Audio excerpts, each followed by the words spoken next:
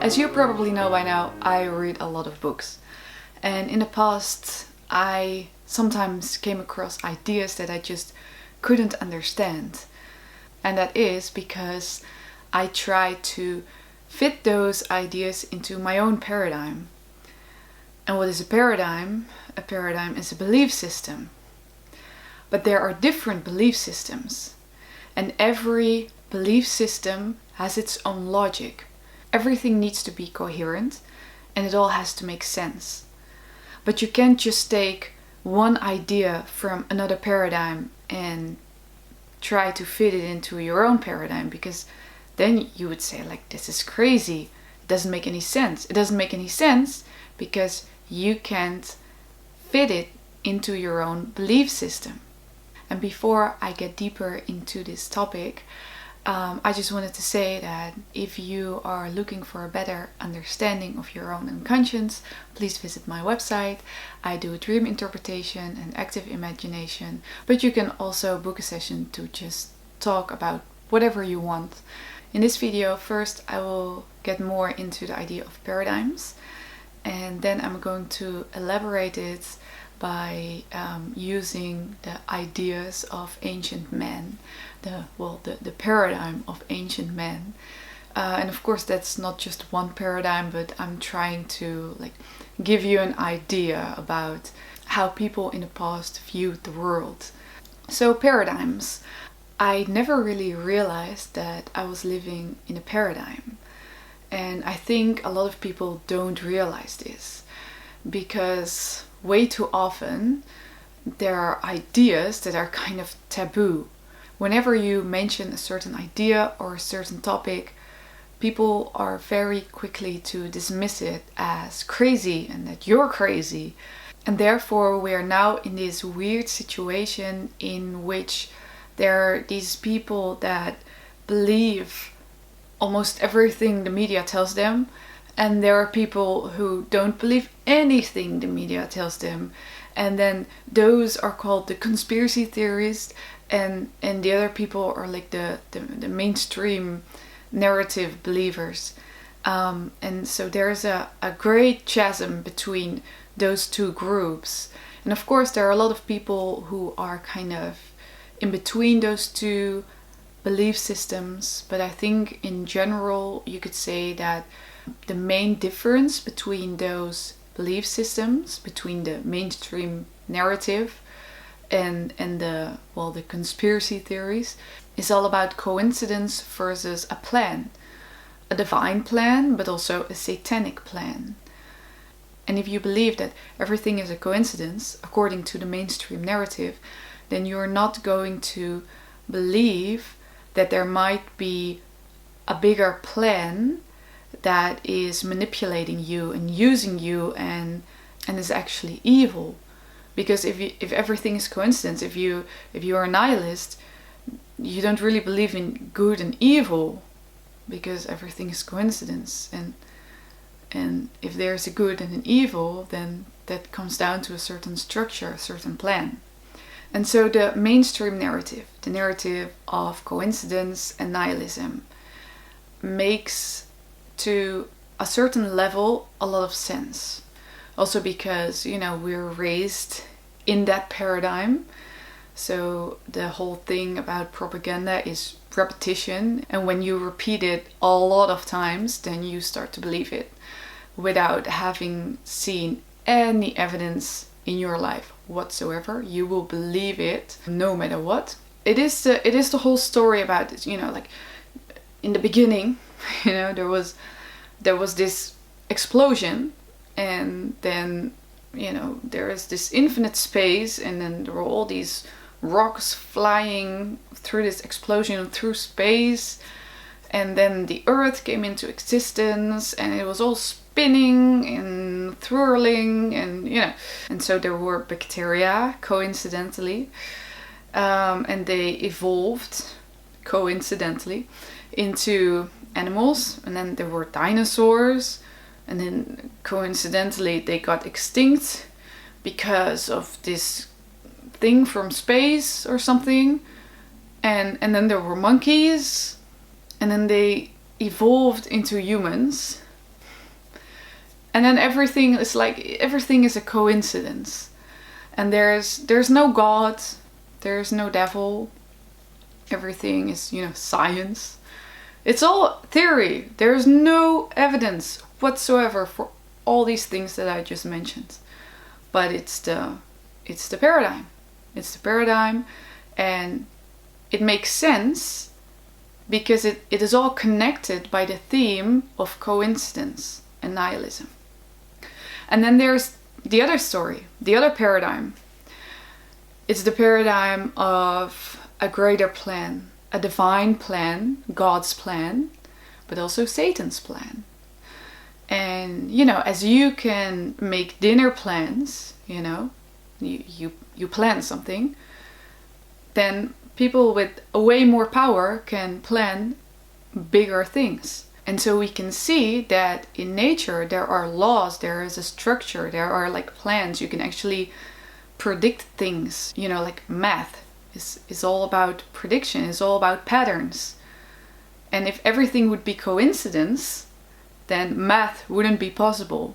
And so the whole fact that there are patterns in life make people believe that since there are patterns, there's a plan, it's created, and so there must be a God.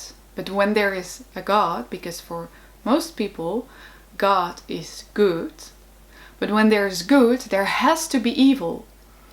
Because one cannot exist without the other. There has to be light in order for there to be darkness. There has to be the feminine in order for there to be the masculine. You have to differentiate one thing from another in order for it to exist. So then it makes perfect sense that there is a good God and an evil devil. And they both have a plan. And then when you zoom into Satan's plan, then you get into all the conspiracy theories that are floating around. And it doesn't mean that all the conspiracy theories are based on truth. A theory is a theory, and it doesn't mean that it is true. It also doesn't mean that it is not true. So now I gave you an image of the paradigm of coincidence and the paradigm of a divine plan. Then you can imagine that if a person from this paradigm talks to a person from this paradigm, it's like they can't really talk because they live in different worlds, let's say. They live in different paradigms. They have completely different ideas about the whole core of life, let's say, the whole core of existence. When you are in this paradigm, the paradigm of coincidence, and you take one idea from the paradigm of the divine plan, then it doesn't make any sense. Then you will say like, oh, you're completely out of your mind, you're crazy, how can you believe such a thing? Because, of course, they say that because it doesn't make any sense to them because they can't fit it into their own paradigm. That is really interesting, and that is why I think there is such a great chasm between those groups, because of the paradigms are completely different. So the challenge is to find a way to talk to one another, to make a bridge in between those two paradigms. Okay, so now I have explained about paradigms. Now you understand that there are actually different belief systems that are not stupid because they are coherent in themselves. Doesn't mean that they're right, doesn't mean that they're wrong. It's just, like a belief system. But the moment you are aware of the existence of different belief systems, you might be more open-minded when you hear weird ideas. So let's get to the next topic about the paradigm of ancient men, because that to me is so fascinating. When I first read about these things in the books of Mircea Eliade, about shamanism and other things, but also when I read the Divine Comedy from Dante, it was so weird to me because I didn't understand, I couldn't really paint a picture of what they were saying.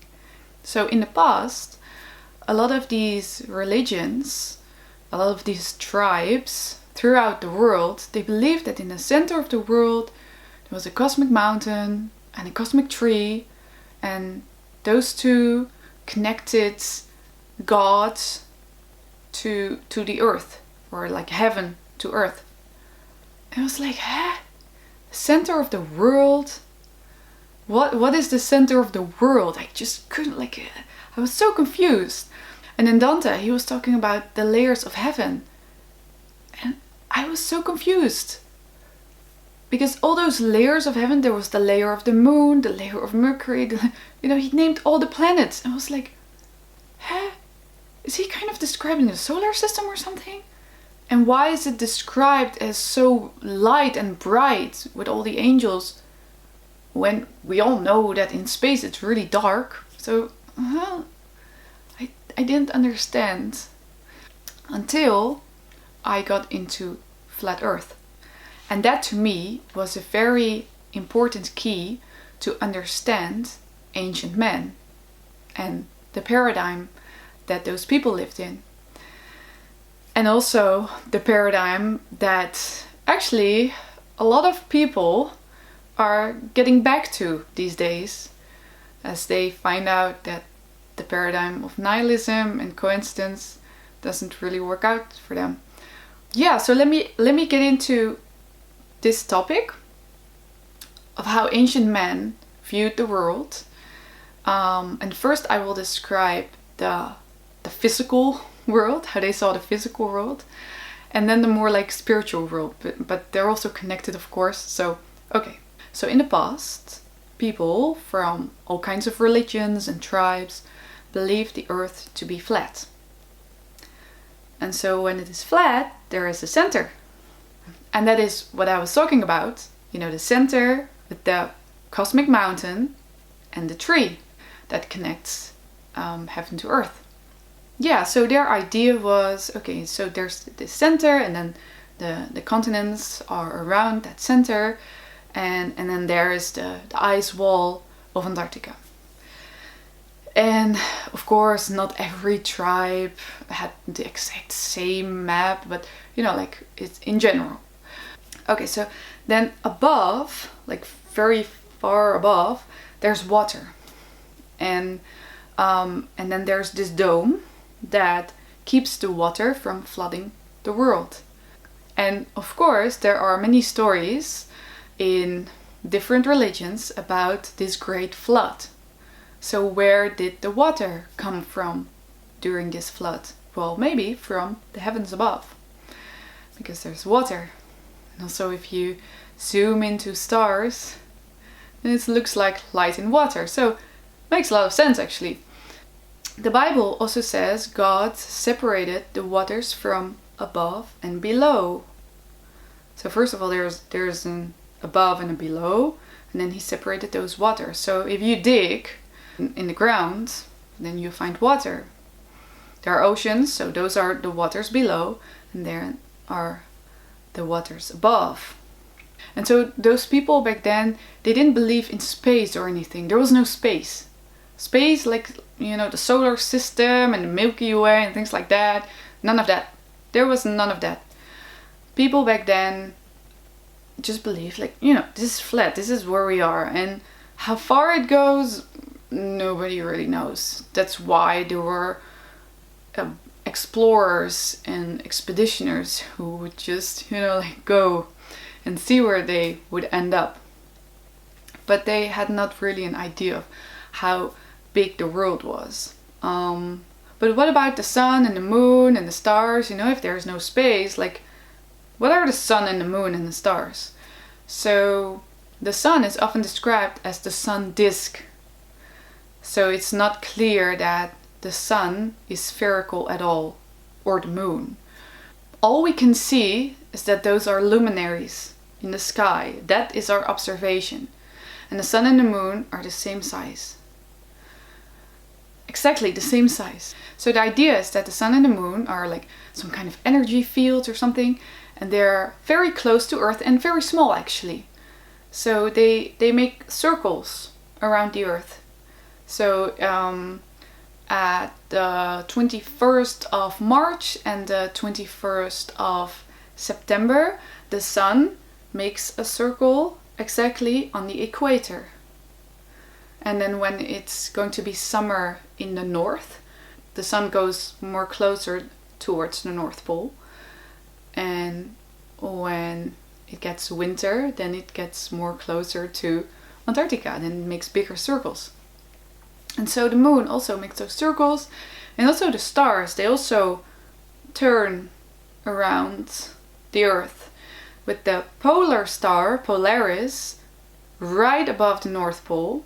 It never moves, it's always there. This is how men at sea would navigate, because of the stars. So what are planets then? Planets were always called wandering stars. And then there's this Greek word, it's something like planetai or something, which means wandering. And so this is where the word planet came from. So yeah, those stars are wandering stars. Why are they wandering stars? Because they have their own speed, and sometimes they turn back, they go in retrograde. And then the rest of the stars, like the belt of Orion, and also like those constellations, they're always in like the same position relative to one another. So that's why they are constellations. But the planets, the wandering stars, they are in different places all the time, because they have their own speed. And this is why there is astrology. This is what makes so much sense in astrology. And so if you understand this model, then astrology suddenly starts to make sense. Also because of this idea of as above, so below. So it's some kind of mirror. So the planets and the stars and the luminaries are energies that reflect the energies on Earth. So that's why for thousands of years, or I don't know how long, I have no idea, I wasn't there, but for a long time throughout the world, all kinds of people have been studying the stars. And so that is why there is such a thing as astrology. So let's get to the layers of the sky, the layers of heaven. The first layer, seen from Earth, is the moon. Then there is Mercury, Venus, the Sun, Mars, Jupiter, and then Saturn. And so it's this order because it is based on the speed on which those planets or those luminaries circle the Earth. So the moon is fastest. The moon takes about 1 month to go through all the zodiac signs, through all the constellations, because it goes really fast in comparing to the constellations. The sun takes about 1 year to go through all the zodiac signs and so forth. And then Saturn is the highest. Saturn is time. And ancient men believed that we had to transcend like all those layers of heaven or layers of the sky, and then especially Saturn transcends time in order for us to reach the realm of God or the realm of the gods, whatever they believed. So we are trapped in time. Saturn is time. Saturn is Kronos. Saturn ate his children. And so Saturn devours. Time devours. Time makes things start, but also makes things end. And when you transcend time, then there is no start and end anymore. There's no beginning and end. There's perfection. Because when there is beginning and end, there's decay. And that is the whole idea of ancient men, that first there was like the primordial waters, and that was like pure chaos, and then from within chaos order came into existence. That is God. That is the womb, the waters of the womb in which new life came into existence. And so see, these things, they can be true on different levels, and that's the divine order. Then God created the world and it was perfect. There was just perfection. There was no time, there was no decay. But then there is always the fall. there is this thing, a sin that is being committed or something goes wrong, like Adam and Eve eating the apple and being cast out of paradise. But it's also in Greek mythology the box of Pandora, and those things, those sins, they bring evil into the world. And as those sins are committed, then time starts. Then we are trapped in time. And time is a circle. It's not a line, it's a circle. Why? Because, you know, like a clock, it always goes around and around. You know, the seasons, they always come back. The weeks, you know, it's always a circle. It always goes around and around and around and around. And then with time, there is decay. And so from the first sin, there will be decay, and things get worse and worse and worse until everything is destroyed and we get back to the primordial waters, to pure chaos. And from there, everything can start over again. From there, a new perfect world can be created again. And so the shamans, they try to transcend time. They try to get into the realm where there is no decay, where there is just perfection, where there is God. And so that is why they could withstand these crazy ordeals, because they would first go into that realm, transcend Saturn, transcend time. They would live in a state of pure perfection where there's no difference between body and spirit. It's just the same thing, and it's perfection. There's no decay. And then they would come back to Earth, and then they would be like, I don't know, they could do all kinds of things, very crazy. So yeah, that is a very, very, very different idea of, you know, like the monkey and the space ideas. It's like, it's a completely different world. It's a completely different paradigm. And so if you really want to understand history, if you really want to understand humankind, and therefore if you want to understand yourself, then you will have to try to understand those paradigms. Those are not crazy ideas. Whatever ancient man did was not crazy, because it made sense in his belief system. I really hope that you liked this video and that I broadened your perspective, that you realize now, or maybe you already did, but that you realize now that you live in a paradigm and that there are other paradigms as well that make perfect sense in and of themselves. So next time that an idea sounds really crazy to you, try to realize that you might just not understand it because you don't understand the paradigm. So yeah, if you have any questions, leave them in the comments. If you want to book a session with me on my website to understand your unconscious, please do, and I see you next time.